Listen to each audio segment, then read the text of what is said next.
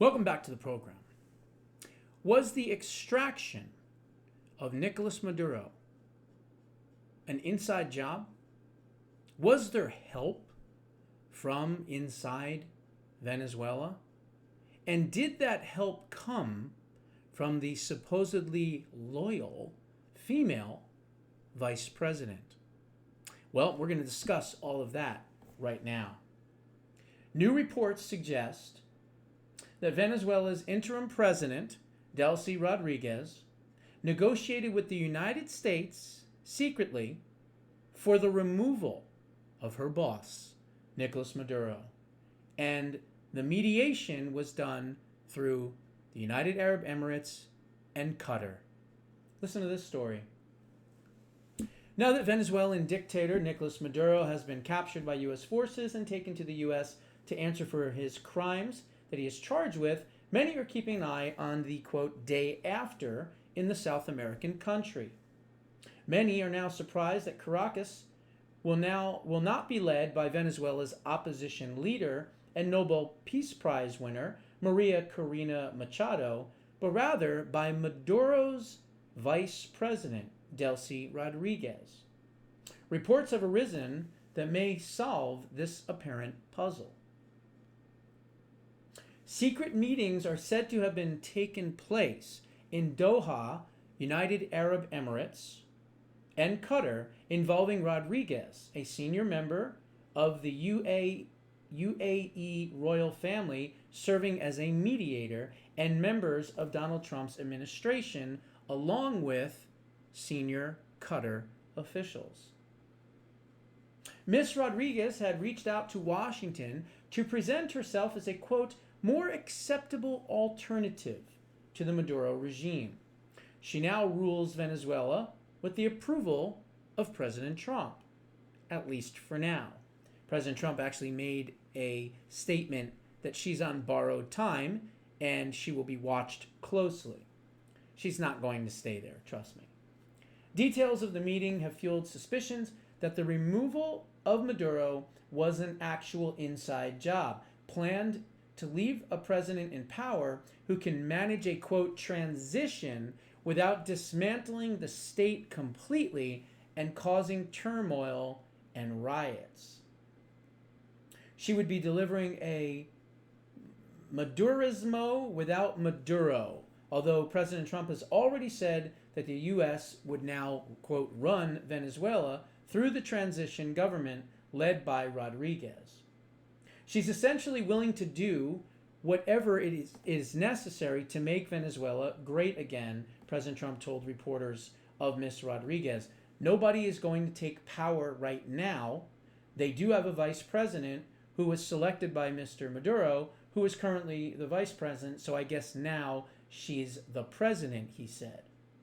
Colombia's former vice president, Francisco Santos Calderon, told The Telegraph that he was absolutely certain that Ms. Rodriguez betrayed Nicolas Maduro and allowed him to be captured. Quote, I am absolutely certain that Delcy handed him over. All the information that we have, you start to put it all together and you say, oh, this was an operation in which they handed him over. Ms. Rodriguez is understood to have a, quote, significant relationship with members of the Qatari royal family. Why is that important? What did President Trump do just a few months ago? He went all around the globe, and including Qatar and Saudi Arabia and UAE and all these others, and he came back with trillions and trillions of dollars. You don't think maybe, just maybe, President Trump was talking to the Qatari leaders when he was on that trip about extracting Maduro? Certainly a possibility. Ties members to the Qatari royal family and hides some of her assets inside the country, meaning that also Doha was a natural choice to act as an intermediary between her and the United States. Doha actually is in Qatar, not in the United Arab Emirates. I apologize, mistake there. So that's pretty interesting. Now, you got to ask yourself, okay, so you have one communist, Maduro, who's the head, a narco-terrorist of that organization, De Los Sols, whatever, right? And then he has a vice president. But yet that vice president apparently rolled on him. At least that's what people are saying and thinking right now. Very, very interesting stuff. So, but again, that's what communists do. They always rat on each other. They always go after each other. Once they realize they can either A, gain power, they'll roll on somebody, or B, they'll kill that person to gain that position, right? We've seen that numerous times. What did Saddam Hussein do years ago? He called a cabinet meeting. He brought in all the people, and then he took them all out and shot them behind the conference, wherever it was, and took power. So this is what communists do, okay? So I wanted to kind of touch on that. Now, let's talk about this.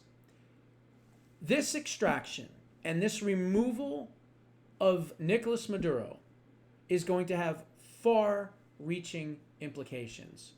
I mean, so many countries, and I'll get to that here in just a minute. But let's concentrate on the one country that, in my opinion, can't, and I'll say that, can't survive without Maduro and Venezuela. And I'm sure you know which one that is. Cuba. Okay?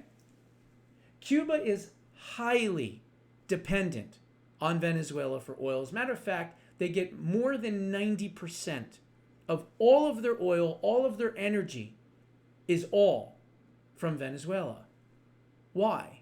Well, in exchange for protecting the regime, intelligence sharing, and operational support. Okay? So, Venezuela is supplying a significant portion to Cuba's imported crude oil and fuel, and subsidizing them with lower rates in exchange for Cuban medical and security services, creating a crucial lifeline for the island's economy and power. Any disruptions in these shipments, especially due to U.S. pressure on Venezuela, will cause severe economic strain and energy shortages on the island, highlighting the depth of the dependence. Venezuela provides tens of thousands of barrels daily, okay? Daily, covering a large chunk of Cuba's import needs, vital for power plants and transportation. The oil comes under a long-standing agreement that Castro regime worked out, first with Hugo Chavez and then with Maduro, heavily subsidizing the pricing. In other words, giving Cuba oil at a extremely discounted rate, okay? The energy supply sustains Cuba's struggling economy, with reductions leading to blackouts and severe shortages. If you think the blackouts are bad now, holy cow, that country is in for it. Because if they're not getting energy, and they're not getting oil, and they're not going to get energy and oil, what's going to happen? Things are going to get really bad for Cuba very fast. And I'll make you a prediction. I doubt the Cuban regime will be in power 2 years from now. And honestly, I think 2 years is a long prediction. I think it could be a hell of a lot shorter because they are so dependent on Venezuela. In return for oil, Cuba sends doctors, intelligence operatives, and military advisors to Venezuela, linking energy security for political support. Well, guess what? That's not happening anymore. We now run Venezuela. So this is really, really going to hurt Cuba. And thank goodness. I mean, the poor Cuban people have been suffering since 1960. I mean, think of how long that is. And now the Cuban dictators, whoever runs Cuba, whether it's Raul and somebody else, doesn't matter, they're lashing out. They're lashing out saying that we'll spill American blood and we'll spill our own blood to protect our revolution. You know who says things like that? Revolutions that are shitting themselves because they understand they're at their end. Okay? When I say something, put it in the bank. Now, vulnerability. This reliance makes Cuba extremely vulnerable to U.S. sanctions and actions targeting Venezuela's oil industry, as seen with the recent tanker seizures. In essence, Venezuela's oil is critical for Cuba's functioning, with any significant cut off that would threaten full-scale collapse of the regime. Not just me saying it. You've got the greatest Secretary of State in U.S. history who happens to be a Cuban American saying it as well. All these Democrats go bonkers. Is the Cuban government the Trump administration's next target, Mr. Loud? Secretary? Very quickly. Well, the Cuban government is when it's Donald Trump, all these Democrats go bonkers. Is the Cuban government the Trump administration's next target, Mr. Secretary? Very quickly. Well, the Cuban government is a huge problem. Yeah, the Cuban government is a huge problem. First of all, is that a yes? Cuba, but I don't think people fully appreciate. I think they're in a lot of trouble. Yes, I'm not going to talk to you about what our future steps are going to be and our policies are going to be right now in this regard, but I don't think it's any mystery that we are not big fans of the Cuban regime, who, by the way, are the ones that were propping up Maduro. His entire, internal security force, his internal security apparatus is entirely controlled by Cubans. One of the untold stories here is how, in essence, you talk about colonization, because I think you said Dulce Rodriguez mentioned that. The ones who have sort of colonized, at least inside the regime, are Cubans. It was Cubans that guarded Maduro. He was not guarded by Venezuelan bodyguards. He had Cuban bodyguards. In terms of their internal intelligence, who spies on who inside to make sure there are no traitors, those are all Cubans. All right. When it's Donald Trump, all the... There you go. From Marco himself. The Cuban regime is on its way out. There's no question about it. They can't survive. Who are they going to count on? Russia? No.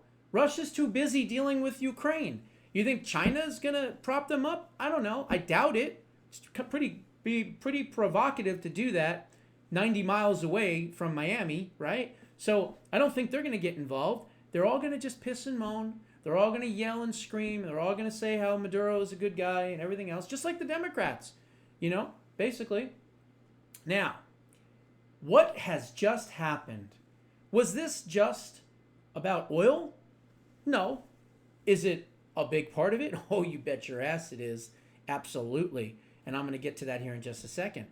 But this was also a humanitarian effort to free people that have been suffering under this regime for 26 years. And Venezuela is going to go back to the old Venezuela. It's not going to happen overnight. It's going to take time.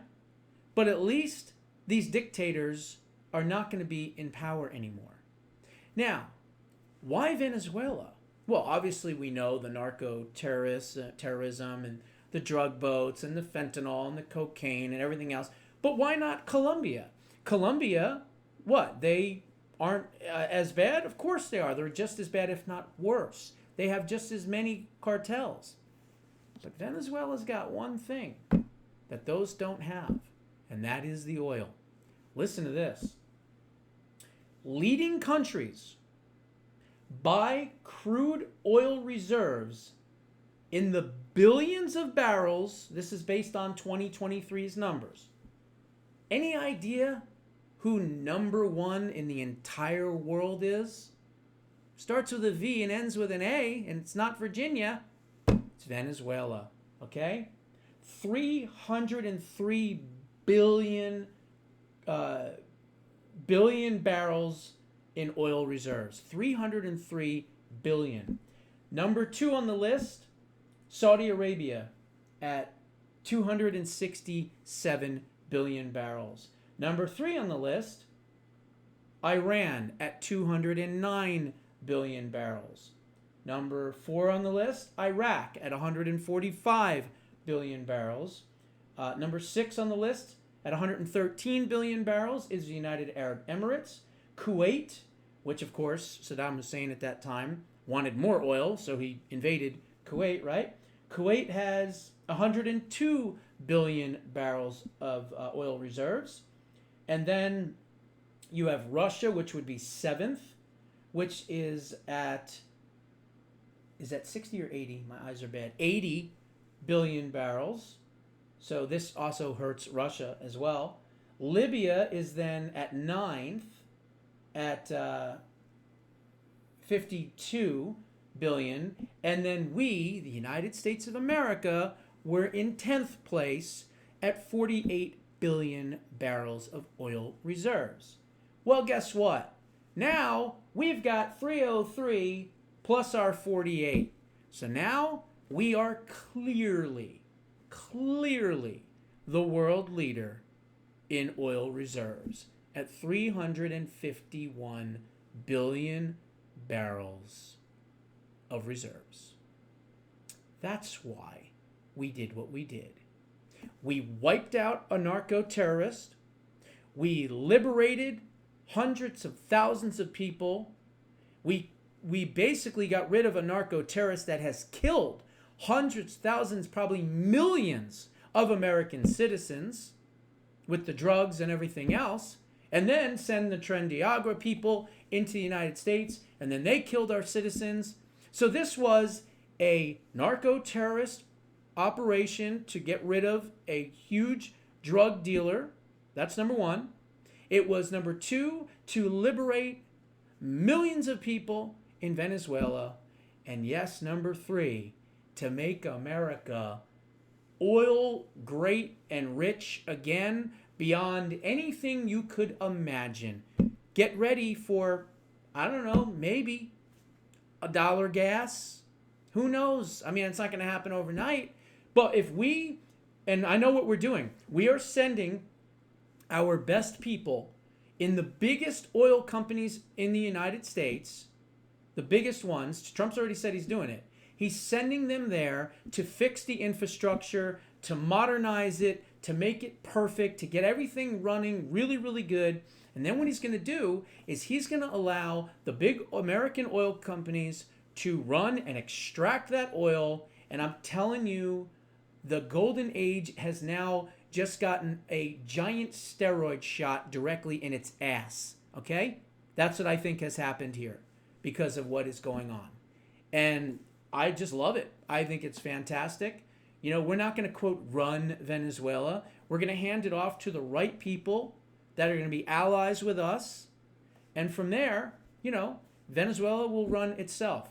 But Venezuela is going to run itself not to be a communist dictatorship in the future. So I wanted to point that out. And then this is just something that I wrote, and it's all true. As a strategist, I always try to look at the big picture. This strike and subsequent extraction of tyrant Nicolas Maduro will have far-reaching consequences. You see, communism is built on a house of cards. It has zero foundational strength, none. Capitalism, of course, has survived all of these years because it is anchored in free enterprise. It also involves intricate, multifaceted, and diverse sets of pillars for the economy. Now, by removing Nicolas Maduro, President Trump removed one of the cards from the deck of cards, which will have a ripple effect that will hurt numerous countries around the world that depend on Venezuela in one of two ways, either in oil or in camaraderie, in being an ally in communism and socialism, right? So that will be, and those countries will be, first and foremost, Cuba, Colombia, again for political reasons, Spain, again for political reasons, Russia for political reasons and oil, Iran, not really for oil, they do pretty well on their own, but for political allies. Turkey does depend considerably on Venezuela, so Turkey will also be affected. And even India, the biggest population in the entire world, has worked with Venezuela to get their oil. So they're dependent as well. I mean, they get it from other sources too, so they don't have all their eggs in the Venezuelan basket, so to speak. But it's going to hurt them as well. And of course, the country that is the most dependent besides Cuba is China. China has depended on Venezuela's oil for years. So this, think about all that it can do.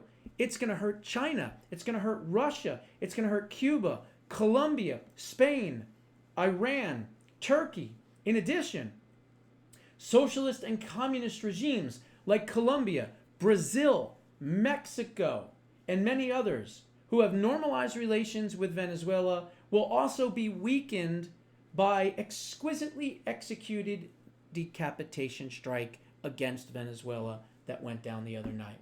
And then I put, get ready for $1 gas, LOL. Also, if you would, and you were smart, you would go and buy stock in formerly Venezuelan-owned oil companies immediately.